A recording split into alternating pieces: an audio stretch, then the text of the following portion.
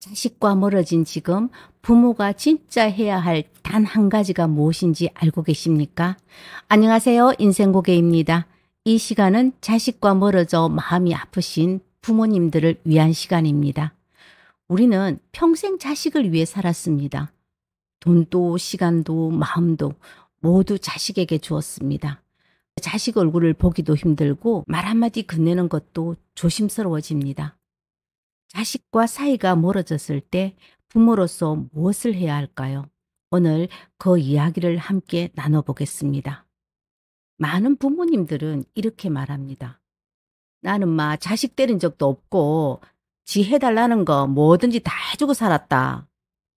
그런데 이놈의 자식들이 크고 나니까 지 혼자 큰 줄 알더라. 많은 부모님들은 이렇게 말합니다. 나는 자식 때린 적도 없고 뭐든 다 해줬다. 그런데 자식은 부모를 피합니다. 왜 그럴까요? 때리지 않았다는 그 이유만으로, 무엇이든 다 해줬다는 그 이유만으로 좋은 부모였다고 확신하기는 상당히 어렵습니다. 자식은 때로 너무 많은 관심과 간섭 속에서 숨이 헉 막혔을 수도 있습니다. 부모는 사랑으로 했지만 자식은 부담으로 느꼈을 수 있습니다. 지금 자식과 관계가 틀어져 있다면 일단 멈추세요. 자식과 다투거나 연락이 끊겼을 때 많은 부모들이 그 관계를 급히 회복하려고 상당히 애쓰거든요. 그런데 조급함은 오히려 더 큰 상처를 남깁니다.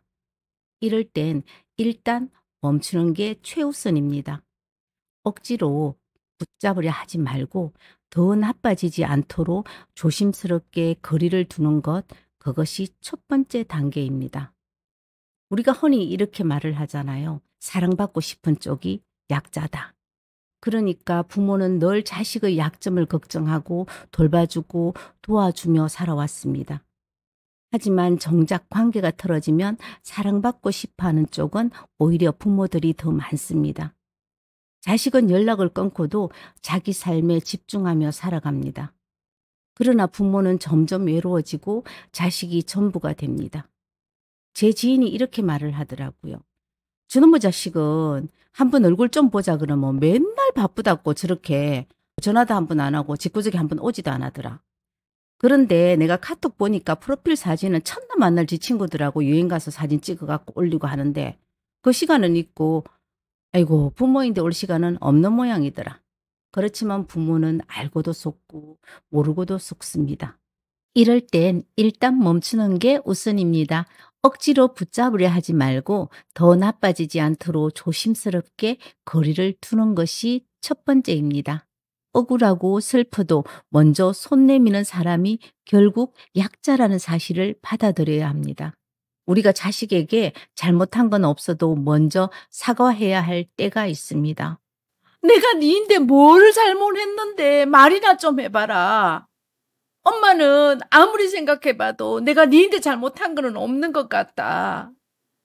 너도 한 번쯤 네 생각만 말고 다른 사람 생각도 좀 하면 안 되겠나?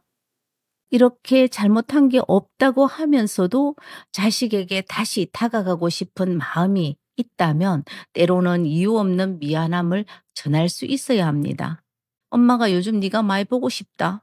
엄마가 전에 뭐 말했는 것 같고 마음에 걸린 거 있다면 내가 미안하다. 이런 짧은 말 한마디가 때로는 길게 설명하는 것보다 마음을 움직일 수 있습니다. 그렇다고 자책하지 마세요. 부모님들 중에 이렇게 말씀하시는 분도 있어요. 내가 가아를 키울 때 너무 다 해줘서 알을 저래 배려놨는갑다. 야, 친구 네 말이 하나도 틀린 게 없다. 내가 알을 저렇게 키웠다. 내가 키웠다. 하지만 그건 부모로서 자연스러운 마음이었을 뿐입니다. 자식이 힘들어할 때 못 본 척 하기가 어디 그렇게 쉽습니까? 얼마나 어렵습니까?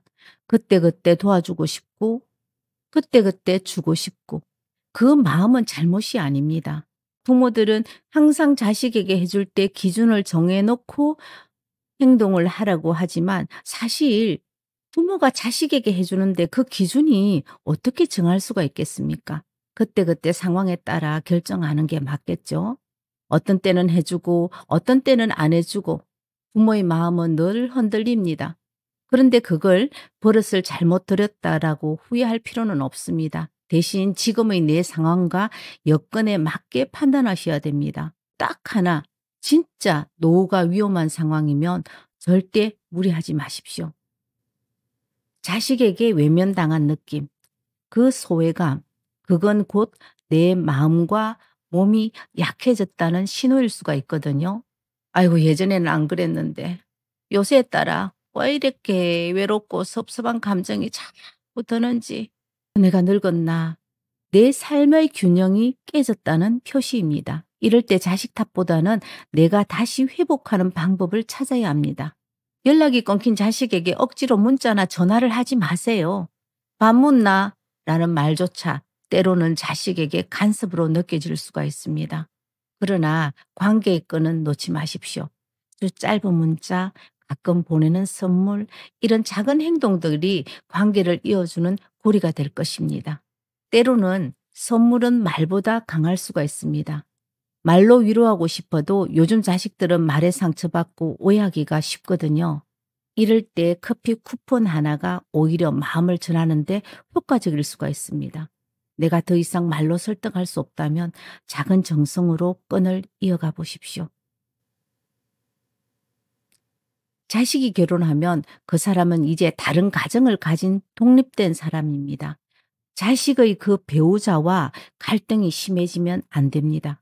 배우자와 부모 사이에서의 갈등이 괴로워질 수 있습니다. 부모님 말도 맞고 배우자 말도 맞는 상황이 반복되면 자식은 점점 중간에서 무너지거든요. 이럴 때 억지로 함께 오라고 하지 말고 나는 괜찮다. 네 혼자라도 한번 얼굴 좀 보자. 이렇게 말해주세요. 관계는 내가 아니라 내가 만든 평온이 지켜주는 겁니다. 사람 관계는 결국 내가 어떻게 살았느냐에 따라서 유지됩니다. 억지로 붙잡으려 하지 마시고 내가 나답게 평온하게 사는 모습이 오히려 자식에게 가장 강한 메시지가 될 수 있습니다. 자식과 멀어진 지금 억울하고 답답하고 외로운 마음 다 이해합니다. 그러나 꼭 기억하세요.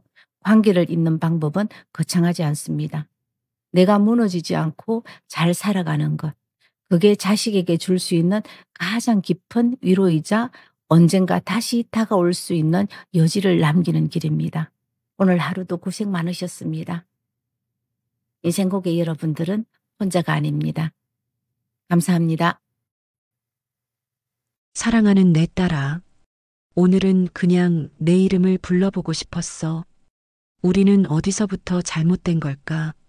엄마는 사실 지금도 잘 모르겠어. 시간이 많이 흘렀구나. 이제 엄마는 너에게 고맙단 말은 하고 싶다. 부족한 부모 밑에서 잘 견뎌주고 참아줘서 고맙다. 요즘은 내 목소리도 내 표정도 기억 속에서 흐려질 때가 있어. 그래서 엄마는 두려워. 너는 잘 지내고 있니? 마음은 괜찮아? 어디 아프진 않아?